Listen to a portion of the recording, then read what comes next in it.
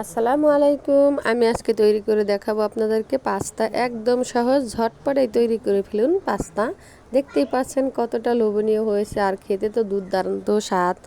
আর এরকম একটি পাস্তা ঘরে বানালে অবশ্যই আর চাইবেন না বাইরে থেকে কিনে আনার জন্য। কিভাবে তৈরি করলাম অবশ্যই আমার ভিডিওটা না টেনে দেখবেন। আর এই দেখতেই পাচ্ছেন আমি নিয়েছি একটা রুটিটা আগে আমি বেলে রেখেছিলাম, এটাকে আমি কেটে নিয়েছি। দেখতেই পাচ্ছেন কিভাবে কেটে নিয়েছি। আর এই যে দেখুন হাতের সাহায্যে আমি দেখিয়ে দিচ্ছি, একদম সহজে ঝটপট তৈরি করে ফেলুন পাস্তা। হাতের সাহায্যে এরকম করে তৈরি করে ফেলবেন যারা না পারেন। আর আমি দেখুন আপনাদেরকে দেখাচ্ছি, এরকম করেও নিতে পারেন। একদম সহজে হয়ে গিয়েছে আমার পাস্তা তৈরি রেডি। আর এখন আপনারা এরকম বাসায় একটি পাস্তা তৈরি করে খেয়ে দেখবেন এই কুরবানির ঈদে সকালবেলা। আর এই যে দেখুন আমি দিয়ে দিয়েছি কড়াইতে পানিটা হালকা ফুটে এসেছে, আর আমি দিয়ে দিয়েছি, নেড়ে চেড়ে তুলিয়ে নেব।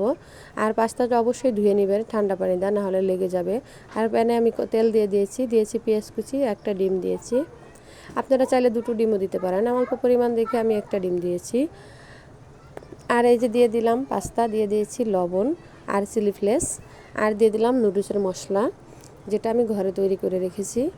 আর দিয়ে দিব একটু টমেটো সস, যেটা দিয়ে আমি নুডলসটাকে ভালোভাবে একটু নেড়ে চেড়ে তৈরি করে নেব। একদম ঝটপট 5 মিনিটে তৈরি করে ফেলুন ঈদের দিন সকালে এরকম একটি পাস্তা।